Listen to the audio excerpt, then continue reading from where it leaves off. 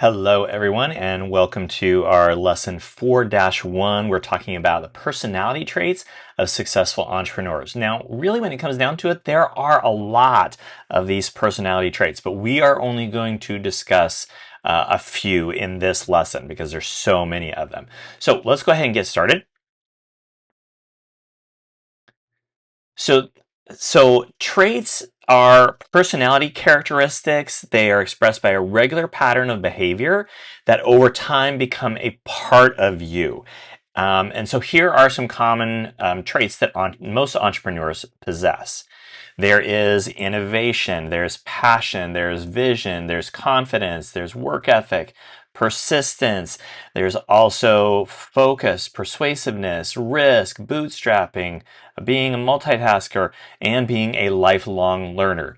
Now, it really takes a lot of self-awareness, which is consciousness of your own traits, your skills, your strengths, your weaknesses, and your emotions. You really need to be self-aware to understand where you fit in various at the levels of the various common traits that you have.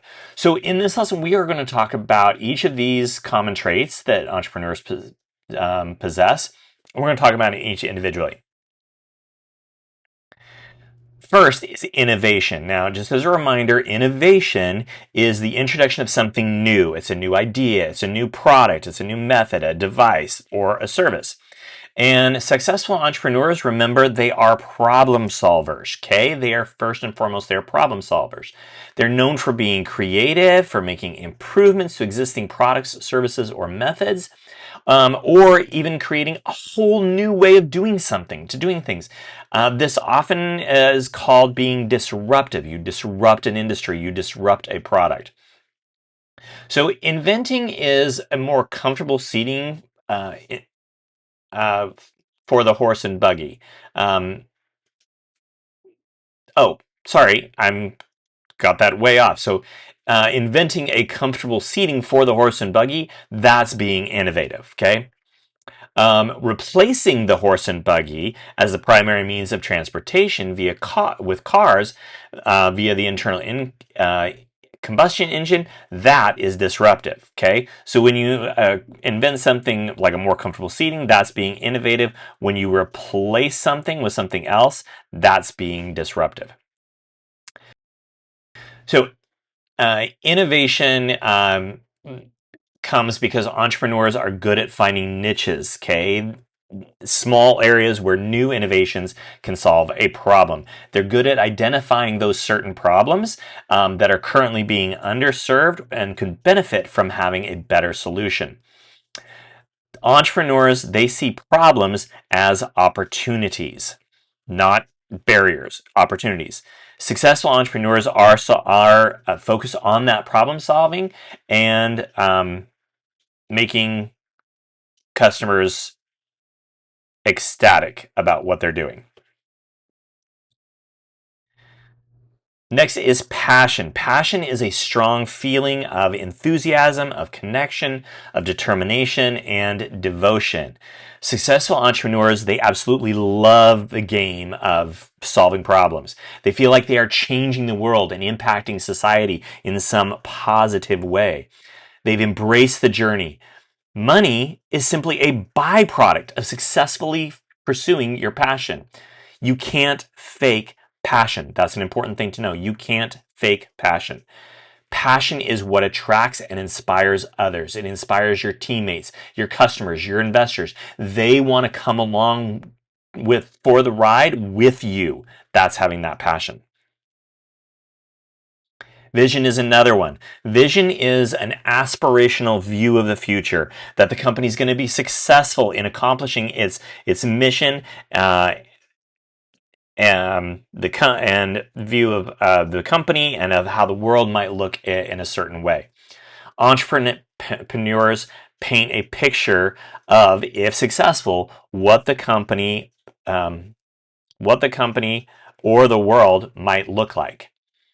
For example, Teach for America sees a day when all children will have the opportunity to attain an excellent education. And the Alzheimer's Association sees a world without Alzheimer's disease. That's a vision. They see something that how the world could be changed or what the world might look like with it. So a good vision is inspirational and it guides your strategic decisions. Elon Musk, for example, actually sees a world where humankind could travel and live on the planet Mars. Bill Gates, when he started Microsoft, he envisioned a computer on every desk in every home. And Steve Jobs of Apple, he had a vision for smartphones, how they would become part of our daily lives. And have they? Boy, have they. Definitely. Confidence is another trait. Entrepreneurs have the confidence that their visions will become that reality. They're resolute and determined. They just believe their vision will be so. It doesn't matter that entrepreneurs don't get rattled here and there, but through ups and downs, they persist with a positive attitude. Things are going to go up and down if you're an entrepreneur, but as entrepreneurs have that confidence that they're going to succeed, they're going to move forward. Next trait is work ethic. Work ethic is when you're starting and building a company, it's like pushing a rock up a hill. There's no rest breaks. It's a hill whose summit is unknown at the beginning, and with constant weight and gravity resisting your efforts. But work ethic is pushing forward with that. Many successful entrepreneurs, they work long, irregular, and sustained hours.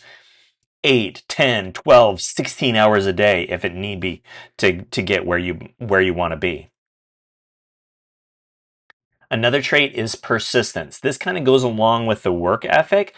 Entrepreneurs don't let roadblocks discourage them. They just keep pushing that rock up the hill. Keep moving, keep going. I'm keep pushing it. Another trait is focus.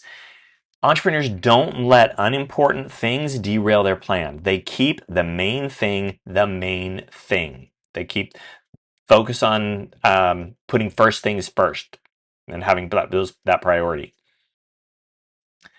Persuasiveness is another entrepreneurial trait. Entrepreneurs inspire and motivate people toward that common vision and a purpose. You don't need power.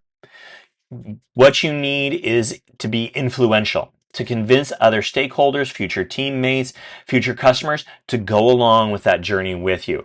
It doesn't require power. It requires influence. Influential comes from influence, okay? Influence. Another entrepreneurial trait that is extremely important is the willingness to take risks. Remember that it is a process. Entrepreneurs learn to embrace that feeling of risk because it's part of that process. And at the heart of entrepreneurship is the willingness to take that risk when trying to start a new venture or a new innovation or whatever it happens to be. Entrepreneurs realize that they run the risk of failing every day. It's a success versus failure thing. They risk losing all their money if the company fails, but they're willing to take that risk. So what comes next? With risk comes uncertainty and ambiguity, not knowing what's going to come next. You have to be willing to take on all of these things, the process, the risk, success versus failing, and not knowing what could come next. Bootstrapping is another important part of being an entrepreneur, or another trait, something that you can do. Bootstrapping is being creative and working effectively with limited funds and limited resources.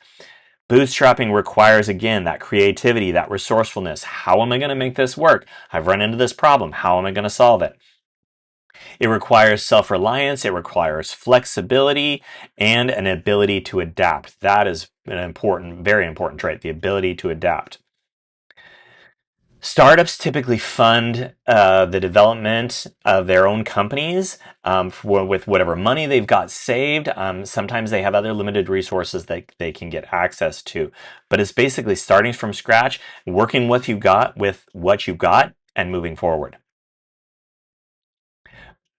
Bootstrapping allows startups to focus on customers rather than investors. You are trying to serve your customer, not your investor, not the people who are giving you money. You want to focus on the people that you are serving, that you're providing the product for.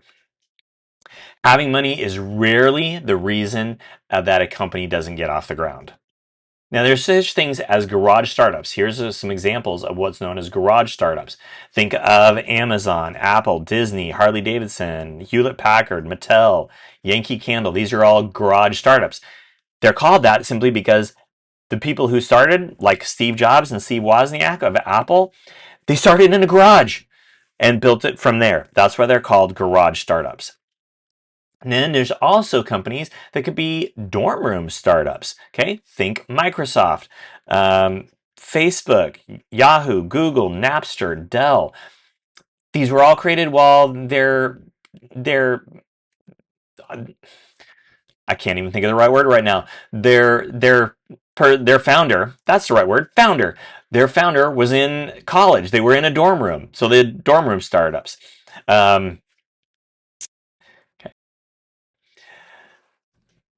Multitasking is a very important trait for entrepreneurs. They have to have good management and organizational skills in order to manage their team, manage the various tasks and resources. This one, for me personally, I think is a very, very important trait for an entrepreneur or really anybody to have, and that's being a lifelong learner.